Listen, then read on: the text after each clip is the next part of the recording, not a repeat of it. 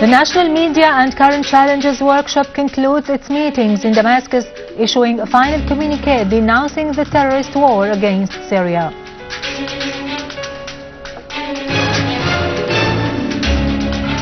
President Putin discusses with his American counterpart in the upcoming meeting on the 7th of October the situation in Syria.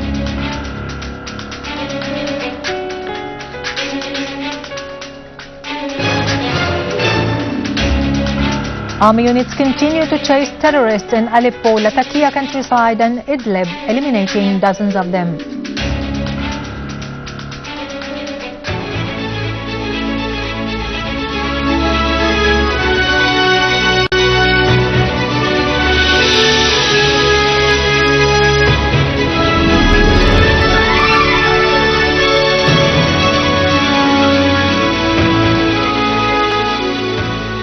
Good afternoon, ladies and gentlemen. I am Yarado Krikorian from the News Center in Damascus. The National Media and Current Challenges Workshop has concluded its meetings, issuing a final communiqué stressing that the war Syria is exposed to reflects an international and regional project targeting the country's national unity and geopolitical position, as well as its role in the Arab-Israeli conflict, particularly its support for the resistance. The communiqué called for developing the media strategy based on the independence of information, the spirit of initiative and keenness to keep up with the scientific and technological development. The statement underlined the need to set up centers specialized in media studies and opinion polls, as well as a center for training and rehabilitating political analysts to enable them to explain events away from the deception and falsifications resorted to by the misleading news media. A special satellite is recommended that will speak for the resistance media and the progressive and pan-Arab parties. The statement also called for working out legislations that take into consideration the special nature of media work. The communiqué urged for diversifying media address and developing the organizational framework of the information sector. For a comprehensive coverage of the workshop, our colleague Sausan Badr has more. For evaluating the performance of the Syrian media during the fierce war on Syria, and with the aim of developing the means of facing all the challenges that hindered that work, the workshop entitled The National Media and the Current Challenges was held for 3 days under the patronage of Prime Minister Wael Halaqi at the Damaros Hotel in Damascus. I think that this workshop is very important because what it aims to achieve is to review the performance of media in Syria, to see where it did achieve great points, where it did fall short of achieving its objectives, and then to try and draw a strategy for a better performance for the future. I think it's very important that many Arab thinkers and journalists and non-Arabs also who are active in the regional media are present here, and the motto of this is to be, of this meeting and of these discussions, is to be honest and transparent and to refer to the negative points before referring to the positive.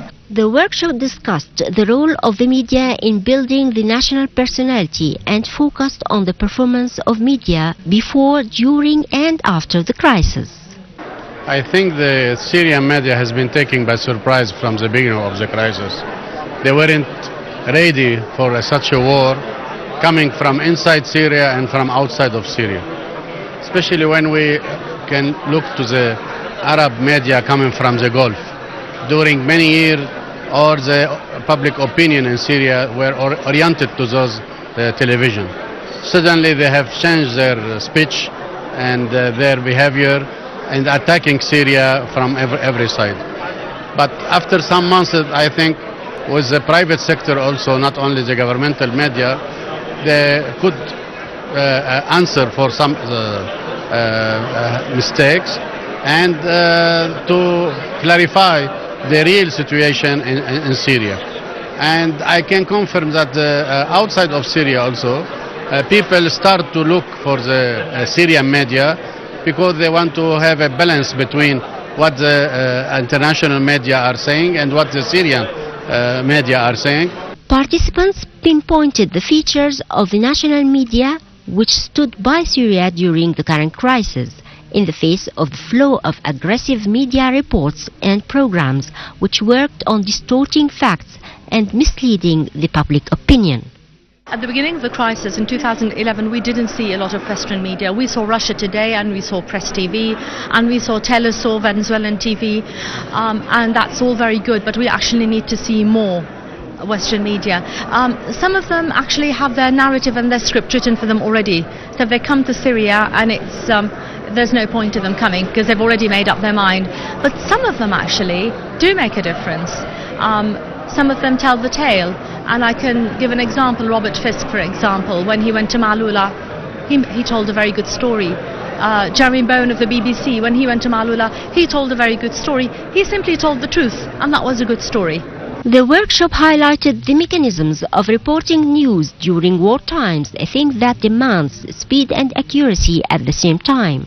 This workshop expressed that Syria is living its life, and Syria can assure that the style of life will continue whatever the situation is, especially that Syria expressed itself as a country that can face the obstacles and the difficulties and can win in this facing of the problems.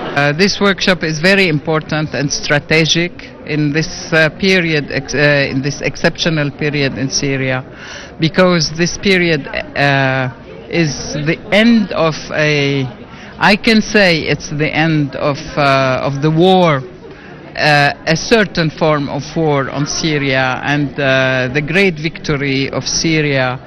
The participants concluded that Syria, which has been the target of a global war, military and through media outlets, had not only succeeded in putting bumps on the roads of the aggressors, but also worked on correcting the dysfunction of media, which witnessed many changes during the past 2.5 years. After staggering for a while under the blows of the current war on Syria, which targeted all aspects of life, including media, this workshop highlighted the importance of coming up with an overall strategy that would rebuild the whole society. Sousan Badr, Syrian Television, News in English. Russian President Assistant Yuri Ushakov stressed that the situation in Syria will be a major topic in the meeting between Presidents Putin and Obama on the 7th of October. Ushakov added that Russia is open to all these contacts, which help discuss regional and international issues, especially in terms of finding a peaceful solution to the crisis in Syria. He pointed out that Russia is not preparing any new proposals for the upcoming summit.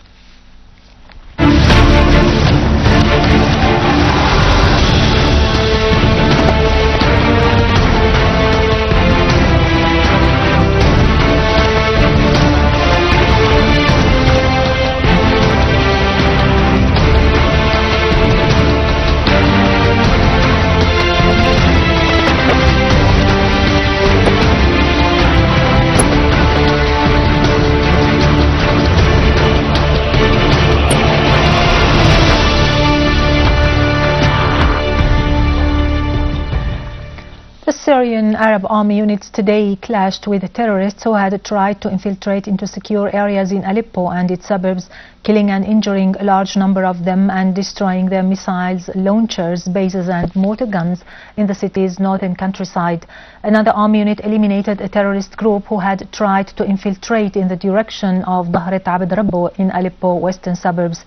A third army unit destroyed missiles, launchers and mortar guns and killed terrorists in the villages of Aquaris, Al-Jdeide, Arbid and Rasm al-Aboud. A military source who reported this added that scores of terrorists were killed and their arms-loaded vehicles were destroyed on Al-Bab Aleppo Road and Kafar Hamra. Sounds of successive explosions were heard in the place. In the city of Aleppo, an army unit killed 5 terrorists and wounded others who had tried to infiltrate into Salah ad-Din neighborhood. 3 terrorists were meanwhile killed and others were injured as they were trying to enter the ancient part of the city from Al-Suwaiqa direction.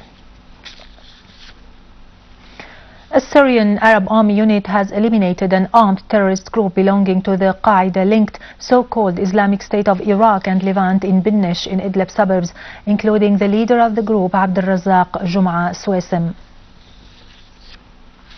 In Latakia Mountains, the army eliminated a large number of terrorists, among whom the leader of the so-called Islamic State of Iraq and Levant, Abu Ayman al-Iraqi, was identified. The army also destroyed cars loaded with arms, ammunition and heavy machine guns in the villages of Khan el-Joz and Al-Rawda in Latakia northern suburbs.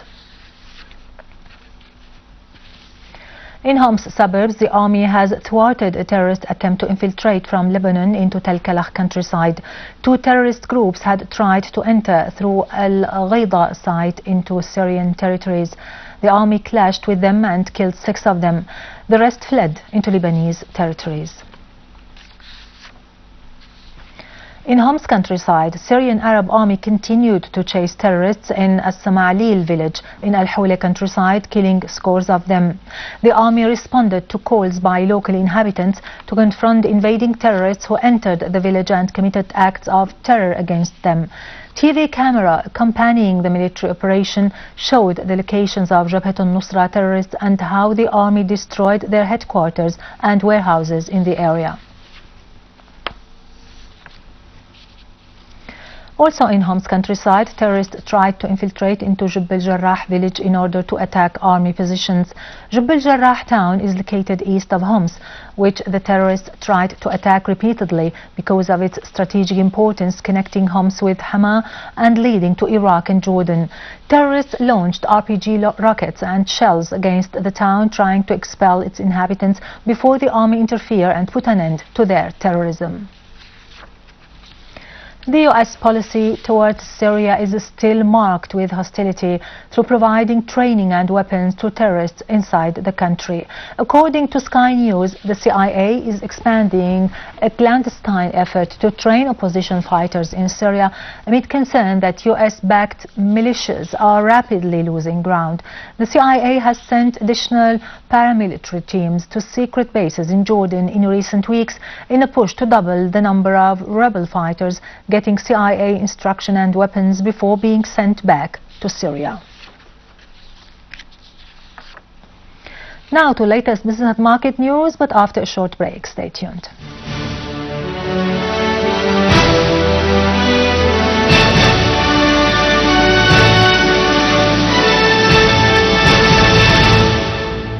Welcome back. The Minister of Industry said that the final budget appropriates of the investment plan estimated at 1,625,000,000 Syrian pounds.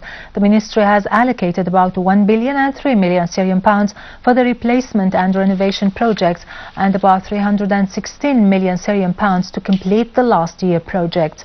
On the other hand, the ministry asserted that the investment value in the central administration did not exceed 11.3 million Syrian pounds. The Director General of the Establishment for Construction Materials Trade, Omran, said that the establishment will start selling cement to citizens in the near future for overcoming the crisis effects and preparing for the reconstruction.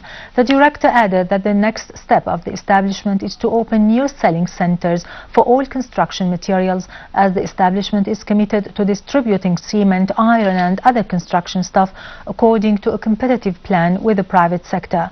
He also said that the establishment sales reach about 12,000 tons a day, while they did not exceed 1,500 tons a day in the previous years. The prices of U.S. crude oil fell after the biggest gain in 2 weeks, while Brent's premium oil widened from the narrowest in more than a week. Futures slid 0.5% after jumping 2% yesterday to the highest price since September 20. Brent for November settlement fell 43 cents to reach more than $108 a barrel.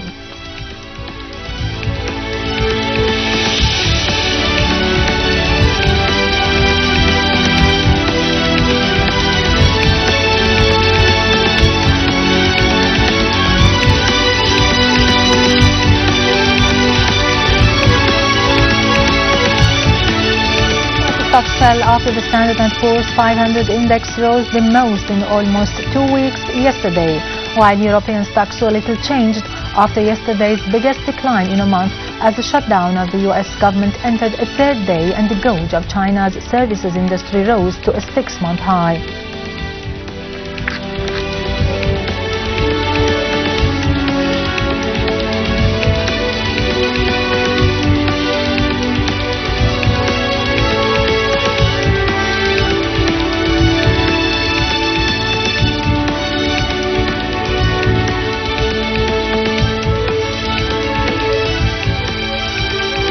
Jewelers Assembly set the price of the 21 karat gold at 6,800 Syrian pounds per gram, while the Rashadi golden coin was set at 50,500 Syrian pounds and the English coin was set at 56,500 Syrian pounds.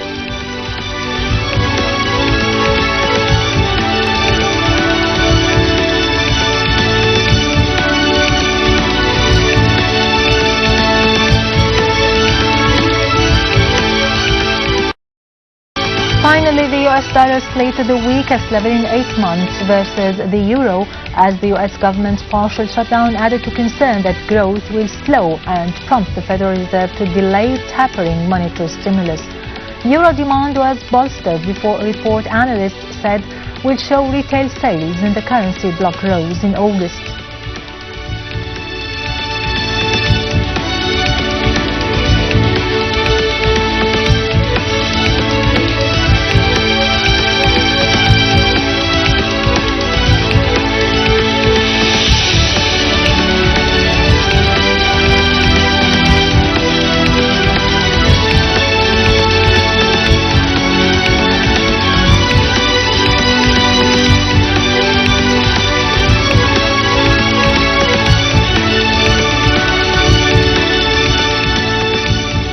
With this, we end our news for today. Thank you for watching. For more details about Syria and the region and to view this bulletin again, you can always visit our website in English, syriaonline.sy. Till next Saturday, enjoy your weekend.